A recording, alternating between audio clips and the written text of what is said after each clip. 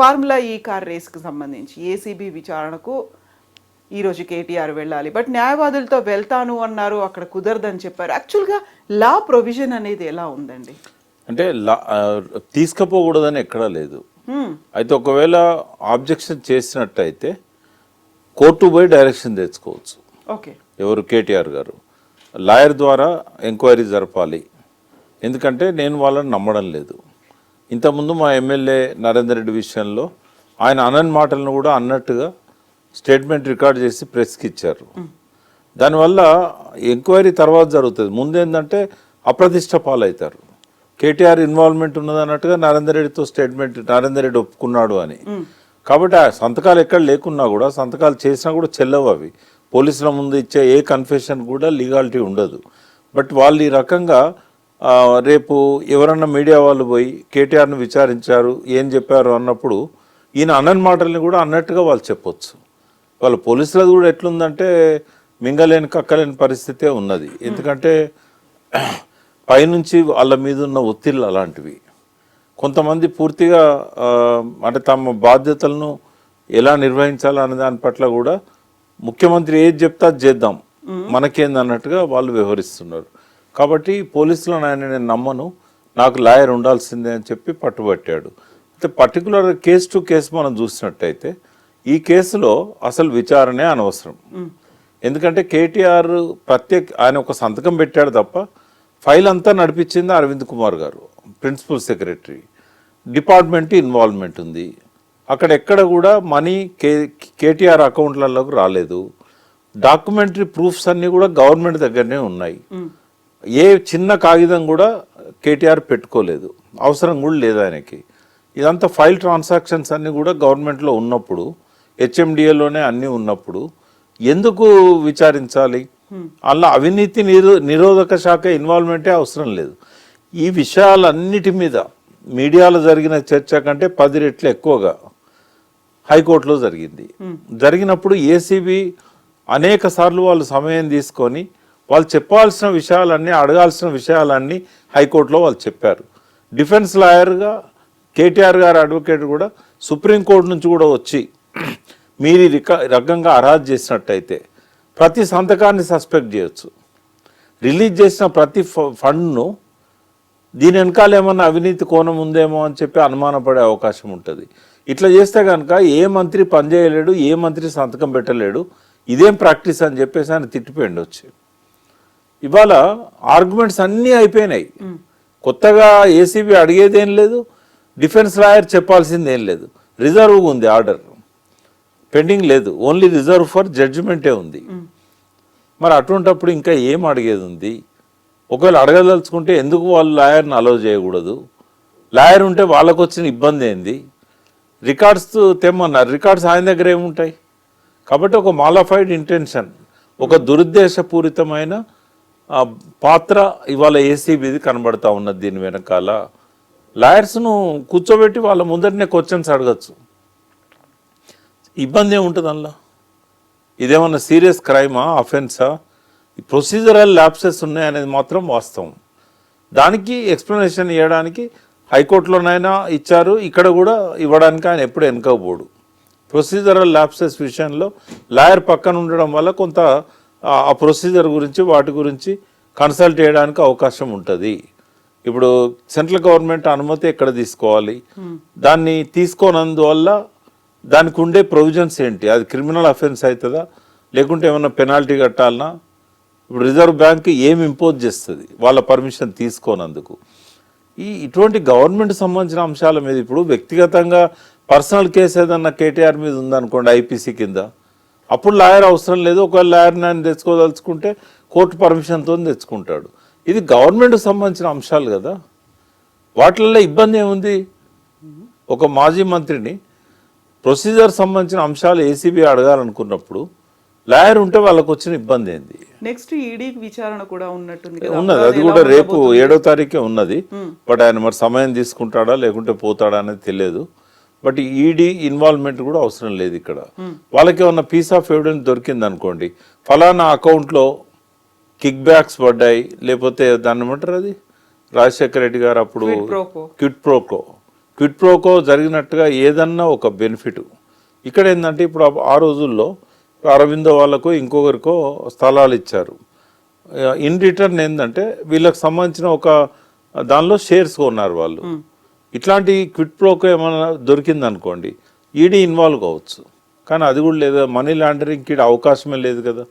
కేటీఆర్ గారి అకౌంట్స్లలో కానీ, బంధువుల అకౌంట్స్లలో కానీ, ఆయనతో ఉండే వాళ్ళ అకౌంట్స్లలో కానీ ఎక్కడైనా బినామీలుగా ఈ డబ్బు డిపాజిట్ అయినట్టుగా ఇక్కడ నుంచి అటు ట్రాన్స్ఫర్ అయింది రికార్డు ఉంది, అటు నుంచి ఇటు ట్రాన్స్ఫర్ అయింది రికార్డు లేదు కదా. మరి లేనప్పుడు ఎట్లా సస్పెక్ట్ చేస్తారు? ఈడీ అవసరం ఏంది ఇక్కడ? ఈడీ ఏసీబీ రెండు అవసరం లేదు. ప్రొసీజరల్ ల్యాప్సెస్ ఉన్నాయి కాబట్టి సెక్రటేరియట్ లెవెల్లోనే చీఫ్ సెక్రటరీతో ఒక కమిటీ ఎవరు దాన్ని వేయించి దాన్ని ఏం చేయాలి, ఎట్లా రెక్టిఫై చేసుకోవాలి. ఒక ప్రభుత్వం చేసిన తప్పును ఇంకో ప్రభుత్వం వచ్చిన తర్వాతనైనా రెక్టిఫై చేసుకోవాలి. అంటే ముందు పేమెంట్ అయినా తర్వాత అప్రూవల్ తీసుకోవాలి. అది చేయకుండా వాళ్ళ మీద కక్షపూరితంగా వ్యవహరిస్తా అనడం అనేది కరెక్ట్ కాదు. అది సో ఇప్పుడు మద్దతుగా ఎమ్మెల్యేలు వస్తున్నారు, నాయకులందరూ నిలబడుతున్నారు. ఇంకోవైపు కవిత ఇండివిజువల్గా బీసీ నాయకులను పిలిపిస్తున్నారు, మెమరాండాలు సమర్పిస్తున్నారు. దీంతో పాటుగా నిజామాబాద్ ఈరోజు పర్టికులర్గా ఆసిఫాబాద్ వెళ్ళారు. వీటన్నిటిని ఇంకో యాంగిల్లో చూస్తున్నారు. ఇలా రెండు భిన్నమైనటువంటి పార్శ్వాలు ఎందుకు కనిపిస్తున్నాయి ఈ మధ్యకాలంలో? అంటే కవిత గారు జైలు నుంచి వచ్చిన తర్వాత కొంతకాలం మౌనంగానే ఉన్నారు. హాస్పిటల్ ట్రీట్మెంట్స్ కానీ, కొంచెం ఆరోగ్యం కుదుటపడాలని కానీ ఆమె బయటికి రాలేదు. తర్వాత ఆమె అంతకుముందు ఏదైతే జైలు పోకముందు బీసీ నినాదం తీసుకున్నారు. ఆ రెండు డిమాండ్స్ ప్రధానంగా పెట్టింది ఆమె. ఒకటి కులగణన చేయాలనేది అంతకుముందు రౌండ్ టేబుల్ సమావేశంలో, రెండవది జ్యోతిబా పూలే విగ్రహాన్ని అసెంబ్లీలో పెట్టాలనేది. ఆ జరుగుతున్న క్రమంలోనే ఆమె అరెస్ట్ అయింది. అసెంబ్లీ ఎలక్షన్లకును పార్లమెంట్ ఎలక్షన్ మధ్యకాలం సరిగ్గా పోయిన జనవరిలో ఆమె స్టార్ట్ చేసింది నినాదాన్ని. జైలు పోయి వచ్చిన తర్వాత ఒక 3 months తర్వాత మళ్ళీ స్టార్ట్ చేసింది. సరే, ఆ నినాదం వల్ల బీసీలకు కొంత ఉపయోగం ఉంది, ప్రయోజనం ఉంది అని చెప్పి అనుకున్నాము. ఆ మేరకు జరుగుతుంది. కానీ ఆశించిన దానికంటే భిన్నమైన కామెంట్స్ ఎక్కువగా వస్తున్నాయి. అంటే పార్టీ చేయాల్సింది ఆమె ఎందుకు చేస్తున్నది? ఒకవేళ పార్టీ చెప్పిన స్టాండ్ ప్రకారమే ఆమె చేస్తున్నదా? పార్టీ ఇన్స్ట్రక్షన్స్ ఉన్నాయా? చాలామంది అడుగుతూ ఉన్నారు. నేను కూడా 1-2 సార్లు ఆమెతో పాటు వీటిలలో పార్టిసిపేట్ చేశాను. కాబట్టి నాకు కూడా చాలామంది మాజీ మంత్రులు, తర్వాత ఎమ్మెల్యేలు, మీరు పార్టిసిపేట్ చేస్తున్నారు కదా, పార్టీ ఇన్స్ట్రక్షన్స్ ఉన్నాయా, మేము కూడా పోవాలా, మాకైతే పిలుపు రాలేదు, మరి మమ్మల్ని ఎందుకు పిలుస్తలేరు?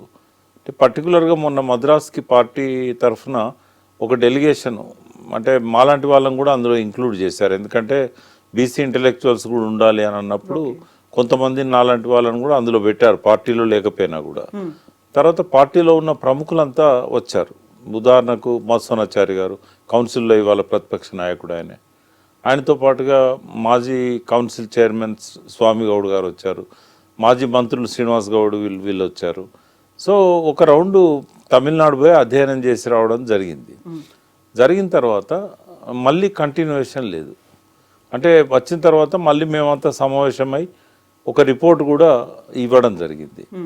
ఇచ్చిన తర్వాత మళ్ళీ దాని గురించి ఈ రోజు వరకు పిలుపు కానీ, మరి ఫర్దర్గా ఎట్లా చేద్దామనే దాని మీద కానీ ఏది లేదు.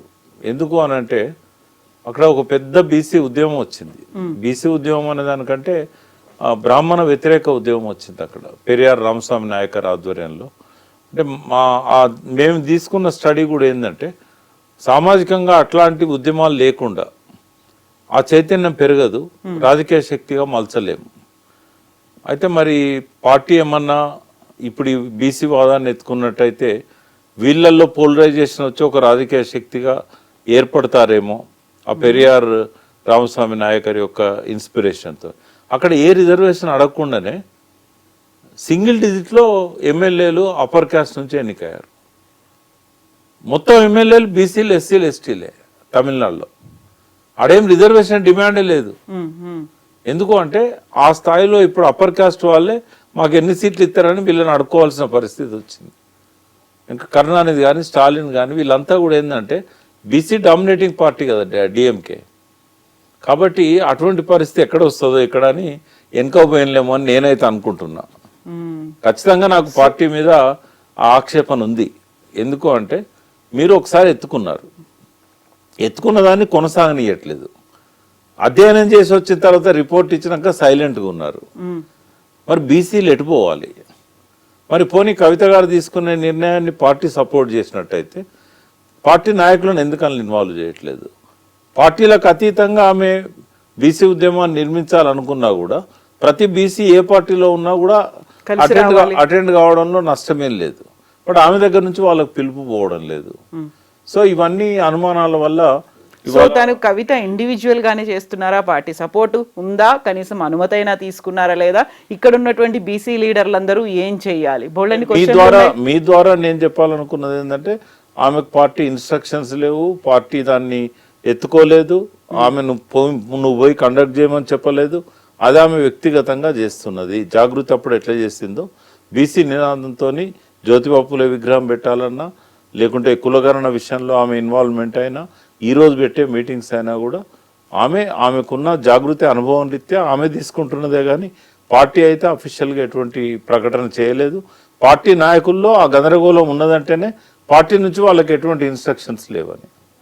బీసీలను ఇవాళ వెంట పెట్టుకోకుండా ఏ పార్టీ అధికారంలోకి రాదు. ఇంకొకటి వాళ్ళకు కూడా నేను చెప్పదలుచుకున్నా, రాబోయే 2 ఏళ్లలో ఒక బలమైన బీసీ పార్టీ ఆవిర్భవించబోతున్నది.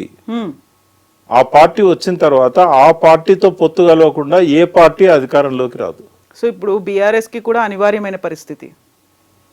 బీసీ పార్టీ రావడాన్ని ఎవరు ఆపలేరు. బీసీ పార్టీ వస్తున్నారు, బీసీ పార్టీ వస్తున్నది. ఆ పార్టీతో పొత్తు పెట్టుకోకుండా ఎవరు నెక్స్ట్ అధికారంలోకి రారు. తెలంగాణలో ఒక 4వ శక్తిగా బీసీ పార్టీ వస్తున్నది. బీజేపీ ఒకవేళ ఈటల రాజేందర్ని అధ్యక్షునిగా ప్రకటించి బీసీలను తమ వైపు తిప్పుకోవాలనుకున్నా ఈ పార్టీ ఆవిర్భావం మాత్రం 100% తథ్యం. సో పార్టీలకు అతీతంగా ఇప్పటిదాకా బీసీలుగా వాళ్ళు అనగారినట్టుగా ఉన్నారు, లేకుంటే వాళ్ళకి అవకాశాలు లేదు అనుకున్న వాళ్ళ, లేకుంటే ఇప్పటిదాకా పోరాటాలు చేస్తూ వస్తున్న వాళ్ళ, ఎవరు లీడ్ చేయబోతున్నారు? ప్రతి బీసీ మైండ్ లో ఉందమ్మా. ప్రతి బీసీ మైండ్ లో మాకంటూ ఒక రాజకీయ పార్టీ కావాలి, ఒక స్వీయ రాజకీయ శక్తిగా తెలంగాణ రాష్ట్ర సమితి ఎట్లా ముందుకు వచ్చిందో బీసీల ప్రయోజనాల కోసం ఒక బీసీ పార్టీ కావాలనే ఆకాంక్ష ప్రతి బీసీ మైండ్లో ఉంది.